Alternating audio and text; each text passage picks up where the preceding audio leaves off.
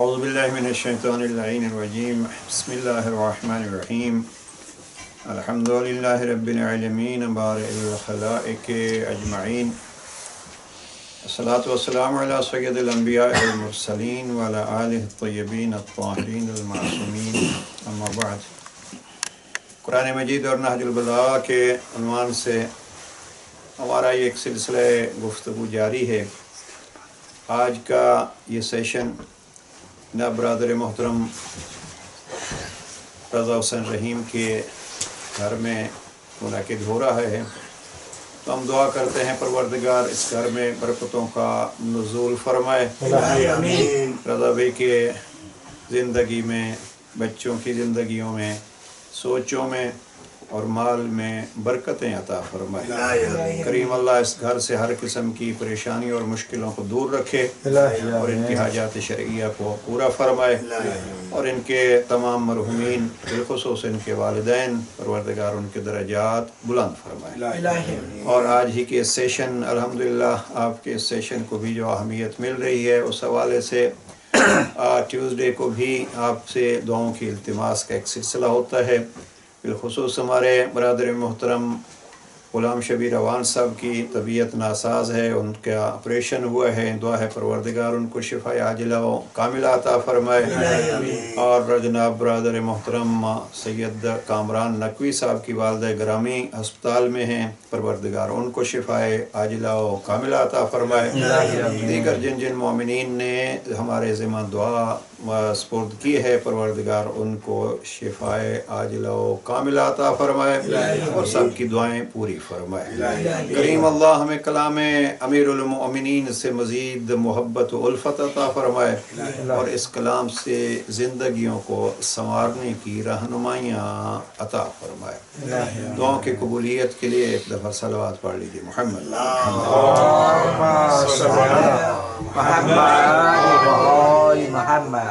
گزشتہ سیشن میں چونکہ نئے سال کے حوالے سے ہم نے کچھ گفتگو کی تھی، اس دفعہ ہم پلٹ کے آتے ہیں اپنے اصل موضوع کی طرف، اور موضوع ہے ہمارا نہج البلاغہ اور قرآن مجید۔ تفصیل سے عرض کر چکا ہوں کہ ہماری گفتگو کا محور یہ ہے کہ نہج البلاغہ میں امیر المؤمنین نے قرآن مجید کی کیا کیا عظمت بیان کی۔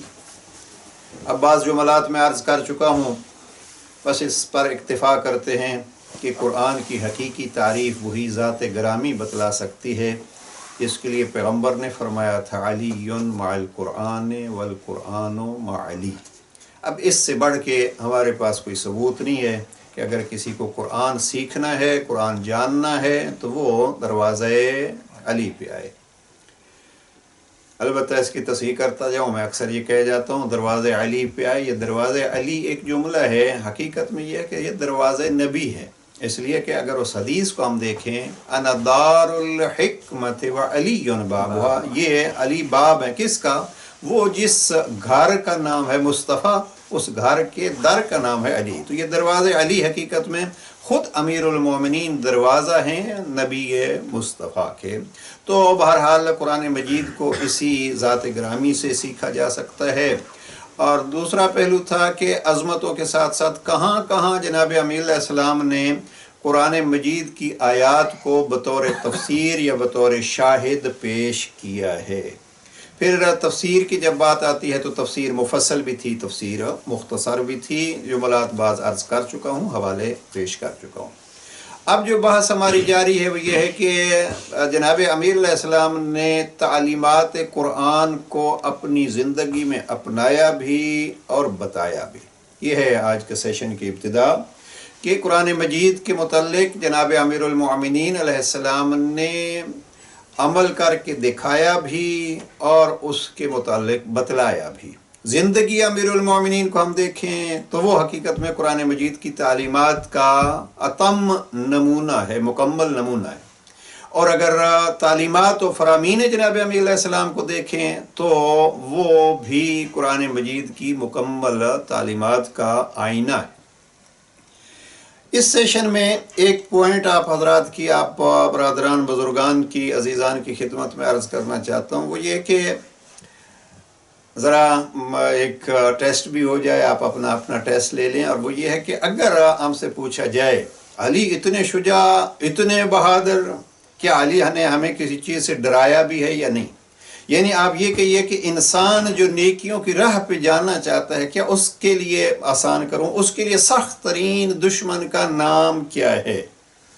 اگر ہم سے کوئی سوال کرے کہ انسان جو اس دنیا میں رہتا ہے اس کا سخت ترین دشمن کیا ہے، اب یہ دشمنی علی نے بھی بتلائی ہے اور اللہ سبحانہ و تعالیٰ نے قرآن مجید میں بھی بتلائی ہے، اور وہ کیا ہے؟ وہ ہے انسان کا خواہشات کی پیروی کرنا۔ یہاں دو چیزیں ہیں، دیکھیے ایک ہے نفس، اکثر ہم یہ کہتے ہیں کہ وہ نفس ہے، ایک ہے نفس کی خواہشات۔ نفس جو ہے وہ اس کے دونوں پہلو ہیں، ان النفس لامارۃ بالسوء، وہ بھی ہے، لیکن اس طرف یہ بھی یاد رکھیے کہ نفس کے ساتھ یہ بھی ہے کہ یا ایتھا النفس المطمئنہ ارجعی الی ربک راضیۃ مرضیہ۔ تو نفس کے دونوں پہلو ہیں۔ جو خطرناک ترین دشمن ہے قرآن اور نہج البلاغہ کے حوالے سے، وہ ہے اس نفس کے خواہشات۔ اب خواہشات نفس، جس کے لیے قرآن مجید میں جو لفظ استعمال کیا ہے وہ ہے لفظ ہوا۔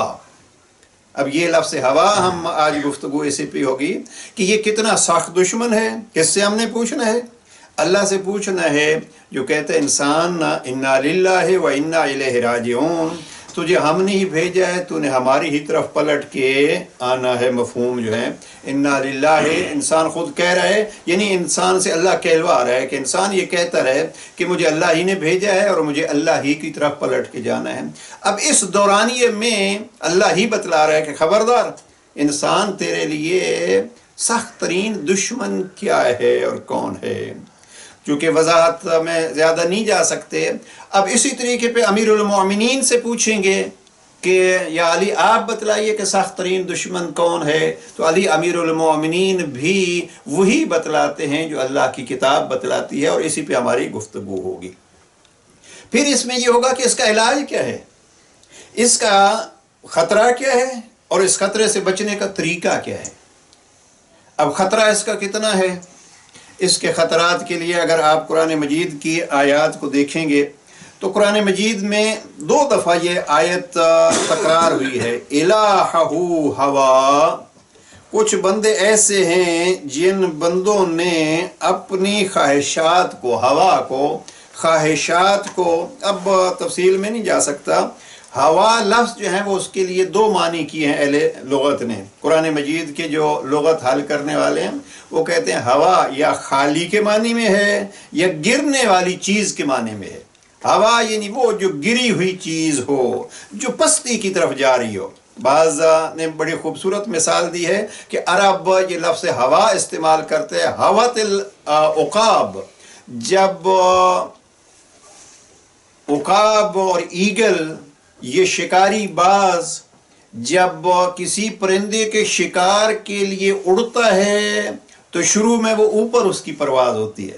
یہ اوپر کا اڑنا، جس کو علامہ اقبال جو ہے وہ بہت اہمیت دیتے ہیں عقاب کر کے، تو شاہین اور عقاب علامہ اقبال کی شاعری کا ایک بہت بڑا محور ہے۔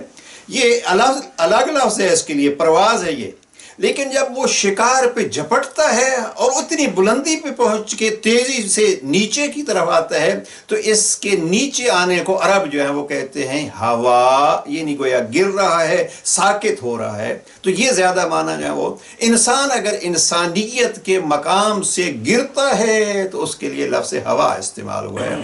اب اللہ سبحانہ و تعالیٰ کے یہ سورہ فرقان کی ان آیات کو دیکھیے، سورہ فرقان کی آیت نمبر 43 ہے۔ ارشاد پروردگار ہوتا ہے ارأیت من اتخذ الہہ ہوا افانت تکون علیہ وکیلا، کیا آپ نے دیکھا ہے کہ کچھ انسان ایسے ہیں کہ وہ اپنی خواہشات کو، یہاں نفس کا معنی جو ہے وہ ہم نہیں کریں گے، اپنی خواہشات کو اپنا خدا بنا لیتے ہیں۔ یہ کیا آپ نے دیکھا ہے اسے کہ جس نے اپنی نفسانی خواہشات کو اپنا خدا بنائے رکھا ہے؟ یہ نفس کا معنی آئے گا تو نفس فقط تنہا نہیں آئے گا، نفسانی خواہشات، کیونکہ یہ ہوا لفظ جو ہے وہ کبھی اچھائی کے لیے استعمال ہی نہیں ہوتا، پستی اور گرنے کے معنی میں ہی آتا ہے۔ اب یہ ہے آیت اللہ العظمیٰ غیر ناصر مکارم نے تفسیر نمونہ کی جلد 11 میں ایک باب بنایا ہے، ایک نکات قائم کیے ہیں، اور یہ کہتے ہیں کہ اللہ کے مقابلے میں سب سے بڑا دشمن، وہ یہی کہتے ہیں کہ وہ ایسا دشمن ہے یہ ہوا اور یہ خواہشات کہ اللہ کے مقابلے میں باقی بت بنوا دیتی ہے۔ ایک ہوتا ہے بت، اور لیکن یہ ہوا کیا ہے، یہ خواہشات کیا ہیں، یہ فقط یہ نہیں ہے کہ خدا کے مقابلے میں لے آتی ہے، بلکہ یہ خدا کے مقابلے میں بت بنوا دیتی ہے۔ اور اسی اگر لفظ ہوا کو دیکھیے تو یہ فقط خدا کے مقابلے میں نہیں، بلکہ ائمہ خدا کے مقابلے میں بھی، رسول خدا کے مقابلے میں بھی یہ دشمن کھڑا کر دیتی ہے۔ اب قرآن مجید کے حوالے سے اگر آپ دیکھیں تو 2 جگہ پہ اللہ والوں کے خلاف دشمن قائم ہوا، کھڑا ہوا، اور ان کا اصل کیا تھا؟ اصل یہی خواہشات تھیں، اصل یہ ہوا پرستی تھی۔ مثلا ایسے دوران تلاوت میں اس ایسے کو دیکھ رہا تھا، سورہ طٰہٰ کی اگر آیت نمبر 96 کو آپ دیکھیے، سورہ نمبر 20 کی آیت 96، تو اس میں تفصیل سے تذکرہ ہے سامری کا۔ اور جب جناب موسیٰ کوہ طور سے واپس آئے تو کچھ باتیں جناب ہارون سے کیں، کچھ اپنی قوم سے کیں، اور کچھ باتیں جو ہیں وہ سامری سے کیں۔ اب سامری سے جو باتیں کی ہیں اللہ نے قرآن کا حصہ بنا دیا ہے۔ جناب موسیٰ کہتے ہیں قال فما خطبک یا سامریو، اے سامری یہ کیا کیا ہے تو نے، یہ سارا کچھ جو ہے معاملہ کیا تھا؟ قال، اب یہاں سامری کہتے ہیں بصرت بما لم یبصروا به فقبضت قبضة من اثر الرسول فنبذتها وَكَذَلِكَ سَوَّلَتْ لِي نَفْسِي۔ اب یہاں پھر میرے نفس نے میرے ہوا پہ، میرے خواہشات کے پیچھے مجھے لگا دیا ہے۔ اب کیا تھا کہ میں نے دیکھا ایک، اب بڑے دلچسپ بات ہے یہ کہ میں نے پیغمبر کا، اب یہاں 2 چیزیں ہیں، یا زیادہ یہ ہے کہ فرشتے کو میں نے اثر الرسول دیکھا، یہ ہے کہ باقی وہ نہیں دیکھ سکتے تھے، میں نے وہ دیکھا۔ اب یہاں اکثر نے یہ کہا ہے کہ ملک، یا چونکہ رسول تو اس وقت جو جناب موسیٰ تھے، تو میں نے وہ دیکھا جو باقی نہیں دے سکتے تھے، وہ اللہ کا رسول تھا۔ میں نے اس کے نشانات، اس کے پاؤں کے نشانات سے مٹی اٹھائی، اس میں ڈالی، اور میں نے وہ پورا بچڑا اور سارا ایک بت پرستی کا سلسلہ جو ہے وہ کر دیا ہے، قوم کو بھی گمراہ کر دیا ہے، خدا سے بھی دور کر دیا ہے، اور 2 نبیوں سے بھی دور کر دیا ہے۔ موجود نبی ہیں جناب ہارون، ان کی بھی مخالفت کی ہے، آنے والے نبی جناب موسیٰ کی بھی۔ کس نے؟ سولت نفسی، یہ میری نفس نے مجھے خواہشات کے پیچھے، یا میری خواہشات نے مجھے برباد کیا ہے۔ یہاں یعنی سامری سے بچڑا کس نے بنوایا ہے؟ یہی خواہشات نے۔ اب یہ ایک جگہ پہ، اور یہی جناب موسیٰ کے لیے ایک دفعہ جب جناب موسیٰ نے معجزات بھی دکھائے، اور وہ جب عصا بن گیا اژدہا، تو اس عصا کے اژدہا بننے کے باوجود بھی وہ جو جادوگر تھے انہوں نے تو کلمہ پڑھ لیا، لیکن یہ سورہ انعام کی آیت نمبر 95 کو اگر آپ دیکھیں، سورہ نمبر 6 آیت نمبر 95، تو اس میں جب یہ سلسلہ ہوا، اس نے کیا، بلکہ یہ اشتباہ کر رہا ہوں اس کو، اگر سورہ نمبر 28 آیا 50 کو دیکھیے، سورہ نمبر 28 سورہ قصص ہے اور آیا نمبر 50 ہے۔ اس میں جب جناب موسیٰ نے سارا وہ معجزہ دکھایا جادوگروں کے سامنے، جادوگر تو جناب موسیٰ کے سامنے جھک گئے، لیکن بہت سارے ایسے تھے جو نہ جھکے، اور یہاں ارشاد پروردگار ہوتا ہے وَمَنْ أَضَلُّ مِمَّنِ اتَّبَعَ هَوَاهُ بِغَيْرِ هُدًى، اس سے بڑا گمراہ کون ہے جو اپنی نفسانی خواہشوں کی پیروی کرے۔ یہ مورد نظر جملہ ہے کہ خواہشات کی نفی کی ہے، خواہشات کی مذمت کی ہے۔ یہاں اللہ سبحانہ وتعالی نے کہ سب سے بڑا گمراہ کون سا ہے، سب سے بڑا گمراہ وہ ہے، سوالیہ نشان میں اگر بات ہو، من اضلو، कौन है इससे बड़ा। जब सवालिया अंदाज से गुफ्तगू हो तो और उसकी ज़्यादा सख्त मजम्मत होती है। उससे बड़ा कौन गुमराह है, जो अपने नफ्स की, अपने ख्वाहिशात की इत्तिबा करता है। लफ्ज़ इत्तिबा है, मन इत्तबा हवा हो, जो अपनी ख्वाहिशात की इत्तिबा करता है। वो जो सूरह अनाम की आया नंबर 95 अर्ज़ कर रहा था, उसकी तरफ भी आइए। ये आयत इसलिए मैं तिलावत कर रहा हूँ कि जनाब अमीरुल मोमिनीन ने खुतबा नंबर 85 में दो लफ्ज़ इस्तेमाल किए एक साथ, जो अल्लाह सुब्हानहू व तआला ने कुरान मजीद में दो अलग अलग जगहों पे बयान किए। खुतबा 85 को अगर आप मद्देनज़र रखें तो खुतबा 85 में जनाब अमीर अलैहिस्सलाम फरमाते हैं, फ़अैन तज़हबून व अन्ना तुफ़कून, तुम कहाँ जा रहे हो, तुम्हें किधर भटकाया जा रहा है।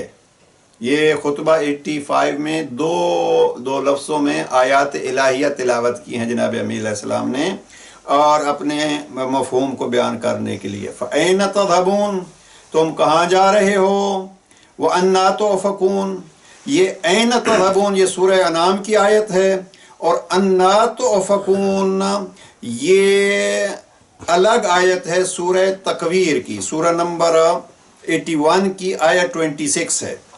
यानी ऐन तज़हबून सूरह अनाम की सूरह 6 की आया 95, अन्ना तुफ़कून सूरह 81 की आया 26 है। अब यहाँ जनाब अमीर अलैहिस्सलाम ने अपने मफ़हूम को समझाने के लिए इन दो जुमलों को कहा है। अब मैं जो चीज़ अर्ज़ करना चाहता हूँ, दुश्मन क्या है, इंसान को इंसानियत से गिराने के लिए सबसे बड़े दुश्मन का नाम है हवा। अब जब हवा सबसे बड़ा दुश्मन है तो उसका इलाज क्या है।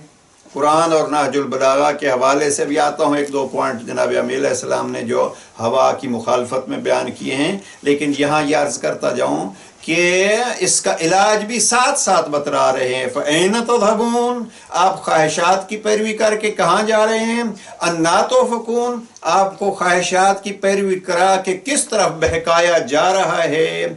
अब यहाँ जो एक जैसी तालीमात है कुरान मजीद की और नहजुल बलागा की, मुझे ज़ाती तौर पर बहुत इसमें सुरूर आया। खुतबा 85 को कई दफ़ा अर्ज़ कर चुका हूँ, लेकिन पहले आप देखिए यहाँ सूरह अनाम में जहाँ अल्लाह सुब्हानहू व तआला ने फरमाया फ़अन्ना तुफ़कून, आयत नंबर 95 सूरह अनाम, तो वहाँ इससे पहली आयत को देखिए, इन्नल्लाह फ़ालिकुल हब्बि वन्नवा, यकीनन अल्लाह दानों और गुठलियों को शिकाफ्ता करने वाला है। युखरिजुल हय्य मिनल मय्यत व मुखरिजुल मय्यत मिनल हय्य, मुर्दे को जिंदा से और जिंदे को मुर्दों से वो निकालता है। ज़ालिकुमुल्लाह, ये है आपका अल्लाह। फ़अन्ना तुफ़कून, तो आप किधर जा रहे हैं, आपको किधर धकेला जा रहा है। ये देखिए ज़रा अंदाज़ आयात देखिए, फिर अर्ज़ करता हूँ अंदाज़ अमीरुल मोमिनीन, यानी तालीमात कुरान मजीद और तालीमात नहजुल बलागा में कितनी हम आहंगी है और आपस में एक दूसरे के साथ कैसे अल्लाह सुब्हानहू व तआला ने 3-4 तरीक़ों से अपनी तारीफ़ फरमाई है। और बाज़ औक़ात नहजुल बलागा पे एक एतराज़ जो होता है वो यही होता है कि अली अलैहिस्सलाम अपनी तारीफ़ करते हैं। तो हमारे मौलाना सिफ्ती हसन मरहूम ने ये जवाब जो दिए हैं उसमें एक ये है कि अल्लाह भी तो अपनी तारीफ़ें करता है। ये हकीकत में तरीक़ाकार यही है कि जिसने किसी का इलाज करना होता है वो पहले बतलाता है कि मैंने डिग्री की हुई है, और अगर इलाज करने वाला उसको नहीं जानता तो उससे पहले जान लेना चाहिए कि इसकी डिग्री है या नहीं। डॉक्टर साहब भी तशरीफ़ फरमा है, तो उस हवाले से जो है वो पहले मैंने देखा है कि अब अगर आप डॉक्टर साहब के कमरे में जाएं तो उन्होंने अपनी डिग्री का फ़ोटो जो है वो वहाँ लगाया होता है, या जिस फील्ड में होते हैं, अकाउंटेंट हैं या आईटी के कोई स्पेशलिस्ट हैं, तो अपनी डिग्री के जो है वो तस्वीर और उसमें वो खुद एक इजहार होता है। मैंने बाज़ गैरेजेस में देखा है, गाड़ियों के गैरेजेस में, कि वो अपने अचीवमेंट जो है वो उसके सर्टिफिकेट उन्होंने लगाए हुए होते हैं। ये क्या बतलाना होता है कि आप यहाँ आए हैं, इत्मीनान से हमारे पास आइए, मरीज़ हैं तो हम डॉक्टर के तौर पर इलाज करेंगे, अकाउंटेंट हैं हम तो आपका अकाउंट प्रॉपर वे पे करेंगे, सारी चीज़ें। अल्लाह सुब्हानहू व तआला भी यहाँ अपनी तारीफ़ करके बतलाता है, ये हूँ मैं, अब आप किधर जा रहे हो। अब पलट के आइए खुतबा 85 में जनाब अमीर अलैहिस्सलाम फरमाते हैं ऐन तज़हबून, آپ کہاں جا رہے ہیں؟ وَأَنَّا تُؤْفَكُونَ، آپ کو کدھر دھکیلا اور موڑا جا رہا ہے؟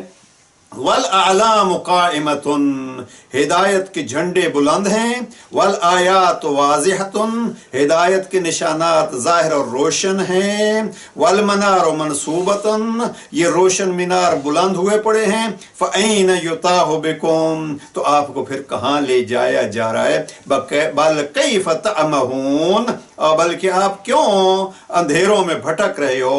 وَبَيْنَكُمْ عِتْرَةُ نَبِيِّكُمْ، آپ کے درمیان نبی کی عطرت موجود ہے، وَهُمْ أَزِمَّةُ الْحَقِّ، وہ حق کی باغیں، أَعْلَامُ الدین، دین کے پرچم، وَأَلْسِنَةُ الصِّدْقِ، سچائی کی زبان ہیں۔ یہ آیت میں درجنوں دفعہ حصہ پڑھ چکا ہوں۔ فَأَنزِلُوهُمْ بِأَحْسَنِ مَنَازِلِ الْقُرْآنِ، اس گھر پہ ایسے آپ نے آپ کو پیش کرو اور اس کو یوں سمجھو جیسے منزل قرآن ہے، یہی قائم مقام قرآن ہے۔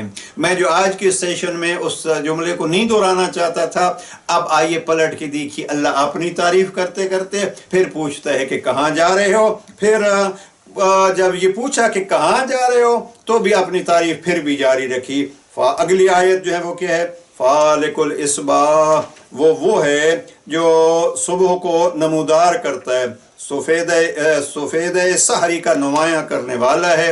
جعل اللیل سکنا والشمس والقمر حسبانا، وہ جس نے رات کو آرام کے لیے بنایا ہے اور سورج اور چاند کو حساب کا ذریعہ بنایا ہے۔ ذالک تقدیر العزیز العلیم، وہ بڑا زبردست اور وہ واقف کار اور کاموں پہ نظر رکھنے والا ہے۔ پھر سلسلہ جاری رکھا اپنی تعریف کا، وَهُوَ الَّذِي جَعَلَ لَكُمُ النُّجُومَ لِتَهْتَدُوا بِهَا۔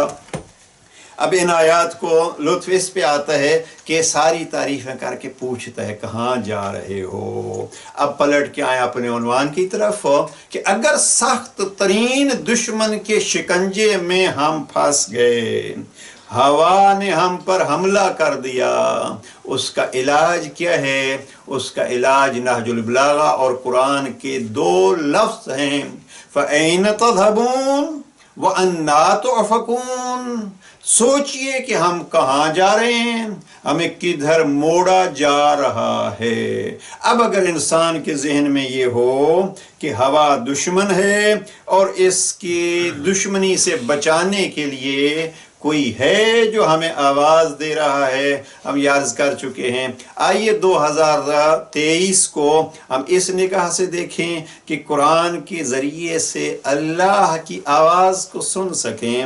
کچھ بھی نہ سنیے، وہ کوئی 79 ٹائم جو پکار کے کہتے ہیں یا ایھا الذین آمنو، نہیں ہے وقت ہمارے پاس اگر تو اور کچھ بھی نہیں سن سکتے تو ہم کم از کم یہ دو لفظ تو سن لیں جہاں وہ فرماتے ہیں کہاں جا رہے ہو، آپ کو کہاں لے جایا جا رہا ہے۔ یہ لفظ علی کے بھی ہیں جو قرآن سے علی نے دہرائے ہیں، تو ابھی ہمیں یہ چاہیے کسی اور کی طرف جانے کے بجائے ہم اللہ کی طرف جائیں۔ جب اللہ کی طرف جائیں گے تو پھر ہم اس ہوا کی، ان خواہشات کی مشکلوں اور مصیبتوں سے خود کو بچا لے جائیں گے۔ اب یہ جناب امیر علیہ السلام نے بھی اس دشمن کا کس انداز سے اعلان کیا ہے، اس کو چند فرامین کو سامنے رکھتے ہوئے پیش کر دیں۔ مثلا اسی خطبہ نمبر 85 میں اگر یہ جو میں نے جملات پڑھے ہیں ان سے تھوڑا سا پیچھے جائیں گے تو جناب امیر علیہ السلام فرماتے ہیں کہ کچھ ایسے لوگ ہیں جو جاہل ہیں، کہلواتے عالم ہیں اور ذلیل ہیں اور دوسروں کو بھی ذلیل کرتے ہیں۔ اس نے جاہلوں اور گمراہوں سے جہالتوں اور گمراہیوں کو بٹور لیا ہے۔ وہ کون ہیں؟ اطف الحق علی اہوائہ، بس یہ جملہ ذہن میں رکھیے، حق کو اپنی خواہشوں پر ڈھالتے ہیں۔ سب سے بڑے گمراہ اور سب سے بڑے جاہل کون ہیں؟ وہ جو حق کو اپنی خواہشات کے مطابق ڈھالتے ہیں۔ اس نے دین کا بہت بڑا نقصان کیا۔ سامری نے میم پہ زیر ہے قرآن مجید کے الفاظ کے مطابق، ये कोशिश ये होनी चाहिए कि हम जो कुरानी अल्फाज हैं वो कुरानी अंदाज से ही उनको पेश किया जाए। सामिरी ने अगर बछड़ा बनाया है और मूसा व हारून से कौम को दूर किया है तो अपने ज़माने का सामिरी था, लेकिन यहाँ अगर अमीरुल मोमिनीन से और पैगम्बर अकरम से किसी ने कौम को दूर कराया है तो जनाब अमीर अलैहिस्सलाम फरमाते हैं हक़ को उन्होंने अपनी ख्वाहिशात के ताबे बना दिया है।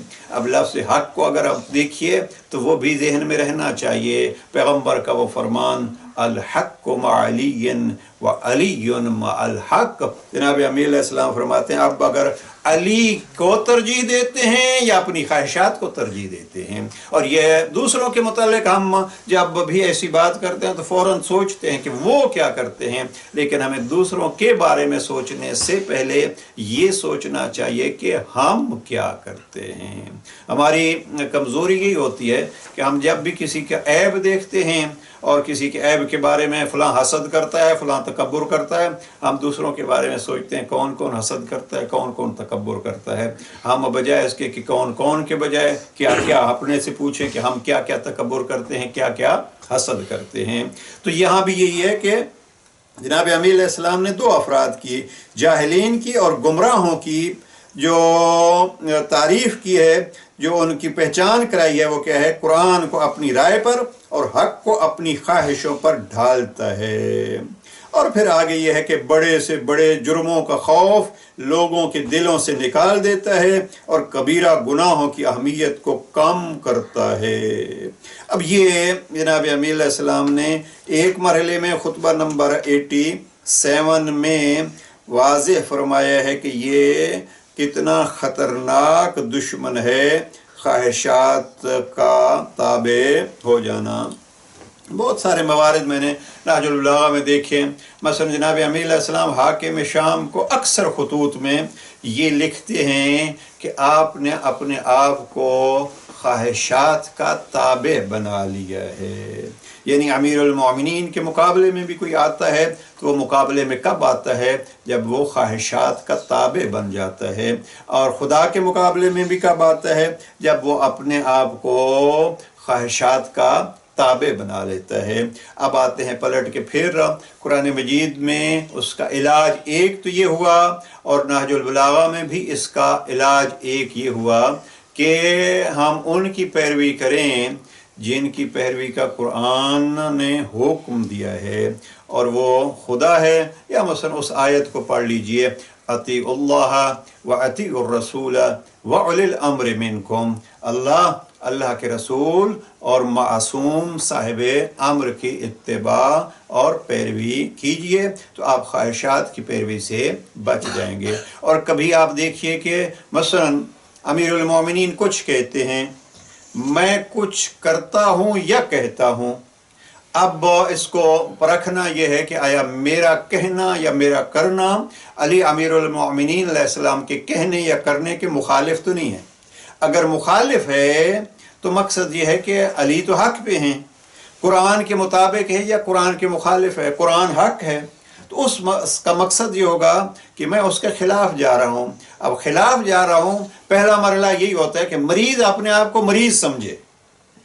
देखिए अक्सर ये होता है मर्ज बढ़ जाती है, क्यों? इसलिए कि यहाँ जो बाकायदा मसलन यहाँ यूके के जो रूल्स रेगुलेशन हैं कि आप मसलन 6 महीने बाद आंखें चेक कराइए, साल बाद जो है वो ब्लड प्रेशर चेक, क्या वो अपना ब्लड टेस्ट कराइए, ये कराइए, वो कराइए। ये किस लिए? इसलिए कि मुमकिन है आजकल जो है वो अगर कोई मसलन कोरोना के निशानात आप में ज़ाहिर होते हैं, फ़ौरन चेक कराइए। भाई हमें है तो कुछ नहीं, अब है कुछ नहीं, यही तो हमने चेक करना है कि आपको है कुछ या नहीं कुछ। इसके लिए चेकिंग होती है। तो हमें भी आया हम हवा के ताबे हैं या नहीं, इसमें देखना यह है कि आया हम अली अलैहिस्सलाम के और कुरान मजीद के फरामीन के मुताबिक ज़िंदगी गुजार रहे हैं, या कुरान कभी कुछ कहता है और हमारी तबीयतों को वो पसंद नहीं होता तो हम उसके मुखालिफ करते हैं। इसलिए अपना कभी कभी हमारा इम्तिहान हो जाना चाहिए। मुझे याद आ रहा है जनाब इमाम जाफ़र सादिक अलैहिस्सलाम का बड़ा मशहूर फरमान है। इमाम फरमाते हैं कभी हमारी बात, एक सलवात पढ़ लीजिए,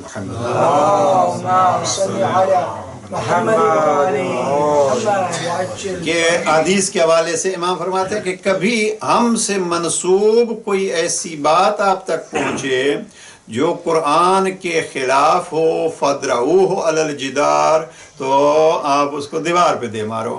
اب یہ کیا ہے؟ منسوب تو چھٹے امام سے، منسوب امیر المومنین سے، لیکن امام نے کلیہ بتلا دیا ہے ہماری کوئی بات قرآن کے خلاف نہیں ہو سکتی، ہماری جو بات بھی ہوگی اور حقیقی ہماری بات وہی ہے، اور اس کی پہچان وہی ہے کہ وہ مطابق قرآن ہوگی اور تفسیر قرآن ہوگی، وضاحت قرآن ہوگی۔ تو ہمیں بھی اپنا امتحان اس بیس پہ کرنا چاہیے۔ بلکہ بڑا مشہور اور تفصیلی ایک فرمان ہے جناب امام محمد باقر علیہ السلام کا۔ امام فرماتے ہیں کہ سارا زمانہ آپ کی تعریف کرتا رہے، آپ خوش نہ ہو، پورا شہر آپ کی مذمت کرتا رہے، آپ غمگین نہ ہو۔ عجب جملے ہیں، یعنی انسان جو ہے وہ کیا کرے؟ زمانہ جو اس میں ایک ضمنی اور جملہ بھی آ گیا کسی بزرگ عالم دین کے متعلق جو ہے انہوں نے کہا کہ یہ دو خطرناک چیزیں ہیں، کسی نے تعریف کی تو ہم خوش ہو گئے، کسی نے مذمت کی تو ہم پریشان ہو گئے۔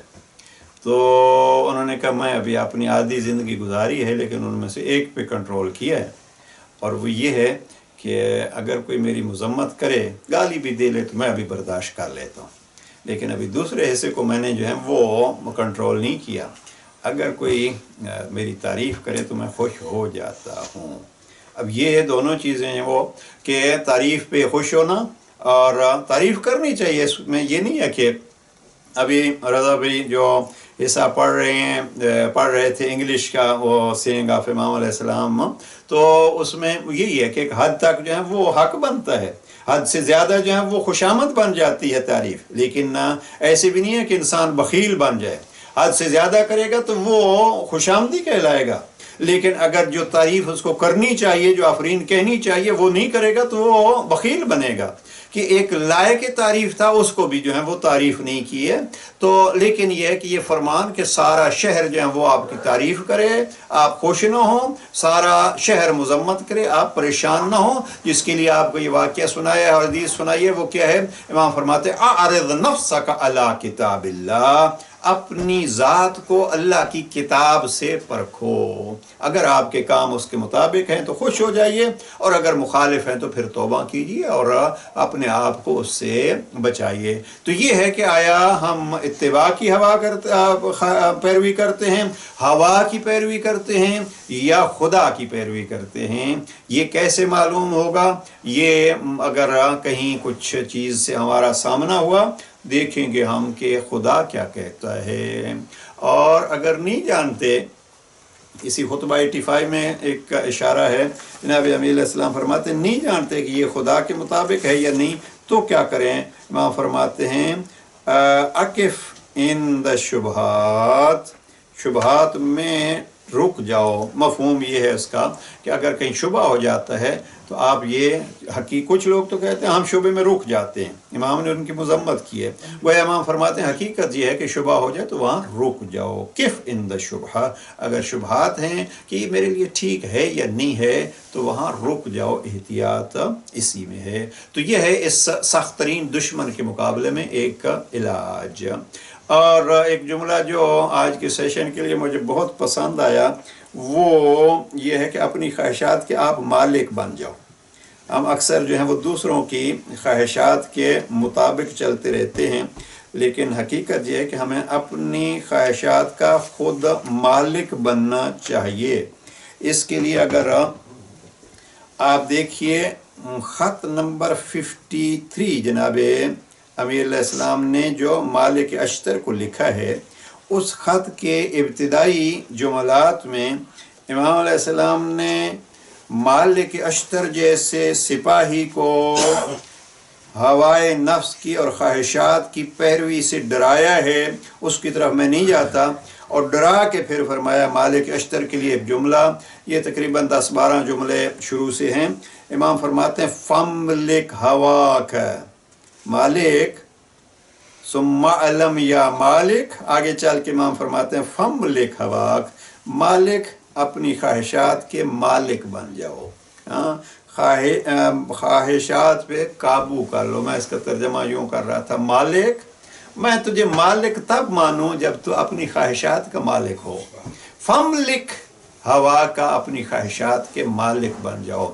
میں اکثر عرض کیا کرتا ہوں، اور اکثر عزیزان پوچھتے ہیں امام زمانہ کا فرمان کیا ہے. میں عرض کرتا ہوں کہ یہی جو علی علیہ السلام کا فرمان اپنے شیعوں کے لیے ہے، اپنے چاہنے والوں کے لیے ہے، وہ ہمارے امام کا ہمارے لیے ہے. اب امام کا کیا ہے؟ مالک اشتر کو یہ بتلاتے ہیں امام، فملک ہوا کا، اپنی خواہشات کا مالک بن جا. گویا میرا امام مجھے کہہ رہا ہے، نام لے کے امام نے فرمایا مالک کو، تو میرا امام زمانے کا امام جو ہے وہ مجھے نام لے کے گویا کہہ رہا ہے، ہم میں سے ایک ایک کو کہہ رہا ہے اپنی خواہشات کے مالک بن جاؤ. یہ ہے کمال اور یہ ہے امام کی ہدایات کہ اپنے خواہشات کا مالک آپ کو بننا ہے. اور ایک پوائنٹ جو نہج البلاغہ سے میں یہاں عرض کرنا چاہتا ہوں، امام علیہ السلام نے خود قرآن کو ان مرضوں کا اور خواہشات پہ کنٹرول کا جو ہے وہ ذریعہ بتلایا ہے. نہج البلاغہ کا وہ خطبہ جہاں سب سے زیادہ امام نے تعریف کی ہے قرآن مجید کی، ان میں سے دوسرا خطبہ ہے، خطبہ 174. اس کے ایک حصے میں امام فرماتے ہیں کہ وَاتَّهِمُوا عَلَيْهِ آرَاءَكُمْ وَاسْتَغِشُّوا، کہ قرآن مجید سے اپنے قرآن پر بھروسہ کرو، قرآن کے خلاف اپنی رائے پر بھروسہ نہ کرو. وَاتَّهِمُوا عَلَيْهِ آرَاءَكُمْ وَاسْتَغِشُّوا فِيهِ أَهْوَاءَهُمْ، اپنی خواہشوں کو غلط و فریب خوردہ سمجھو، قرآن کچھ کہہ رہا ہے تو اس کو غلط مت سمجھو. یہ علاج جناب امیر علیہ السلام نے خطبہ نمبر 174 میں بیان کیا ہے کہ قرآن کچھ کہتا ہے، آپ کی خواہشات کچھ کہتی ہیں. اب یہاں آپ کی رائے کچھ کہتی ہے، قرآن کی رائے کچھ کہتی ہے. قرآن کی رائے کو اہمیت دو، قرآن کے حکم کو اہمیت دو، اپنی خواہشوں کو قرآن کے احکام پہ مت ترجیح دو. پھر فوراً فرمایا العمل، اس خطبے کا الگ سلسلہ ہے. اور اب ہم آخری جملہ جو عرض کرنا چاہتا ہوں وہ اگر آپ دیکھیے کلمات کثار میں سے نمبر 424 جناب امیر علیہ السلام نے یہاں ارشاد فرمایا ہے اس کے علاج کے لیے. بڑا دشمن کیا ہوا؟ خواہشات کی پیروی. خواہشات ہمارا بڑا دشمن ہے. خواہشات کا علاج کیا ہے؟ ایک علاج یہ ہوا کہ ان کی جن کی عصمت کا یقین ہے یا وہ جو خالق کائنات ہے اس کی پیروی کی جائے. دوسرا یہ ہے کہ انسان قرآن کو سامنے رکھے، اس پر اپنے سوچوں کو، اپنے احکام کو پرکھے، قرآن کے مطابق ہیں تو خوش ہو جائے، مخالف ہیں تو اس سے پرہیز کرتے ہوئے بچنے کی کوشش کرے اور توبہ کرے. تیسری چیز جو یہاں جناب امیر علیہ السلام نے فرمائی ہے وہ یہ ہے کلام امیر علیہ السلام کی فصاحت و بلاغت، کہ فصیح و بلیغ کلام کیا ہوتا ہے. جناب امام فرماتے ہیں دو چیزیں ہیں، بہرحال ہمارا موضوع دوسری چیز ہے، پورا فرمان ہی پڑھ دیں. امام فرماتے ہیں الحلم غطاء ساتر، حلم و تحمل ڈھانکنے والا پردہ ہے، والعقل حسام قاطع، اور عقل کاٹنے والی تلوار ہے. حلم ڈھانکنے والا پردہ ہے، عقل کاٹنے والی تلوار ہے. فاستر خلل خلقک بحلمک، لہذا اپنے اخلاق کے کمزور پہلو کو حلم و بردباری سے چھپاؤ. بہت باریک اور بڑا وسیع جملہ ہے. وقاتل ہواک بعقلک، اور اپنے عقل سے خواہش نفسانی کا مقابلہ کرو. یہاں جناب امیر علیہ السلام نے خواہشوں کے مقابلے کے لیے واضح ایک نسخہ دے دیا ہے، اور وہ نسخہ کیا ہے؟ اپنے عقل کو استعمال کرو. جس کی عقل بیدار ہوگی وہ خواہشات کے پھندے میں نہیں آئے گا، جال میں نہیں پھنسے گا. اس لیے کہ عقل مند کی نشانی ہی یہی ہے کہ وہ دیکھتا ہے میرے فائدے میں کیا ہے، میرے نقصان میں کیا ہے. اور پھر وہ یہ دیکھتا ہے کہ مجھے فائدہ کہاں سے میسر ہوگا، مجھے نقصان کہاں سے۔ کبھی عقل مند کو آپ نے یہ نہیں کہنا پڑتا کہ آگے مت جاؤ، آگے آگ جل رہی ہے، ہاں آگے مت جاؤ، آگے جو ہے وہ گڑھا ہے، وہ خود دیکھ لے گا اور خود بچ جائے گا۔ آپ اگر کسی کو آگ کی طرف بڑھتے ہوئے دیکھتے ہیں تو فوراً کیا نتیجہ نکالیں گے کہ یہ بیچارہ عقل سے فارغ ہے یا مثلاً آنکھوں سے نابینا ہے۔ آپ دیکھ رہے ہیں وہ دیکھ بھی رہا ہے اور پھر بھی آگ کی طرف جا رہا ہے یا گڑھے میں جا رہا ہے، تو آپ کیا نتیجہ نکالیں گے کہ بیچارے کا عقل جو ہے وہ کام نہیں کرتی۔ اب عقل جس کی کام نہیں کرتی وہی اس میں نقصان والی جگہوں پہ جاتا ہے۔ امیر علیہ السلام نے فرمایا کہ خواہشات سے بچنا ہے تو اس کا علاج یہ ہے کہ تلوار بنا لو۔ یہاں پہ عام امام میں بڑی تفصیل سے اس کی شرح کی ہے اس جملے کی کہ ایک اندر کا ایک نسخہ ہے، ایک باہر کے دشمن کے مقابلے کے لیے نسخہ ہے۔ اندر کا نسخہ یہ ہے، حلم کیا ہے؟ حلم یہ ہے کہ آپ کے ساتھ اگر کسی نے زیادتی کی ہے تو آپ اس کی زیادتی کو بخش دیں۔ آپ کے اندر اگر کوئی کمزوری ہے تو وہ اس پہ پردہ بن جائے گا۔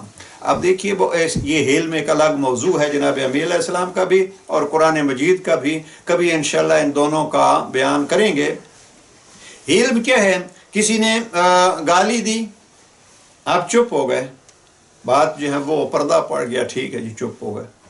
اب آپ نے اس کو گالی دی، اس نے تو گالی دی، گستاخی تو اس نے کی، اس گالی کا وہ جواب دے گا۔ پھر کیا ہوگا؟ یہ سلسلہ نکلتے نکلتے ایک دوسرے کے عیوب کی تلاش، وہ کہے گا آپ یہ ہیں اور آپ وہ ہیں، یہاں سلسلہ جو آپ کے چھپے ہوئے پر کوئی غلطیاں ہیں بھی تو وہ لوگوں کے سامنے آتی رہیں گی، اور اگر نہیں بھی تو پھر جب وہ آدمی آپ کے ساتھ گستاخی کرے گا تو ہم نے اس دنیا میں دیکھے ہیں بہت سارے آدمی جو ہیں وہ پھر بہت ساری غلطیاں بنا بھی لیتے ہیں، یعنی جھوٹ بول کے غلطیاں بنا لیتے ہیں۔ اس لیے آسان یہ ہے کہ آپ علم سے کام لیں، جیسے قرآن مجید کا حکم ہے ذَلَكُ الَّذِينَ جَهَلُوا قَالُوا سَلَامًا، اگر جاہل آپ کے ساتھ کوئی نازیبا بات کرتا ہے آپ اس کو سلام کر کے گزر جائیں۔ تو یہ پہلا نسخہ ہے۔ دوسرا یہ ہے کہ باہر کا دشمن، اور وہ ہے ہوائے نفس، خواہشات نفس، اگر آپ اس کو کنٹرول کرنا چاہتے ہیں، بلکہ جناب امیر علیہ السلام کے فرمان کے مطابق اس کو قتل کرنا چاہتے ہیں، تو اس کا طریقہ کیا ہے؟ آپ اس عقل سے پوچھیں کہ یہ جو کام میں کر رہا ہوں اس کا فائدہ ہے یا نقصان ہے، اور پھر اس کو دیکھیں کہ ذرا اس باریک پوائنٹ پہ ہم گفتگو ختم کرتے ہیں۔ ہم اپنے آپ سے پوچھیں کہ اپنی اچھائی کو میں بہتر سمجھتا ہوں یا جس نے مجھے خلق کیا ہے وہ میری اچھائی کو بہتر سمجھتا ہے؟ اب بچہ جو ہے وہ اللہ سبحانہ و تعالی ہمارے عزیزوں کو صحت سلامتی عطا فرمائے، یہ اب کبھی کچھ قدم اٹھاتے ہیں تو ماں باپ فوراً ان کی رہنمائی کرتے ہیں۔ کیوں؟ ماں باپ بہتر سمجھتا ہے کہ یہ بچے جو ہیں وہ کر رہے ہیں ان کے لیے نقصان دہ ہے، یا بہتر سمجھتے ہیں کہ ان کے لیے فائدہ مند چیز کیا ہے۔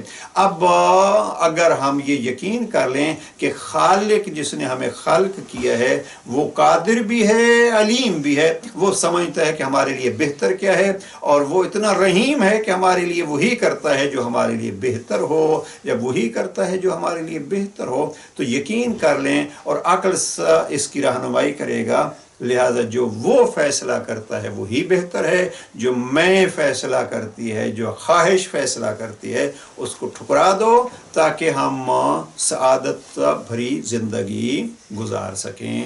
تو آخر یہ فرمان امام کا کیا ہوا؟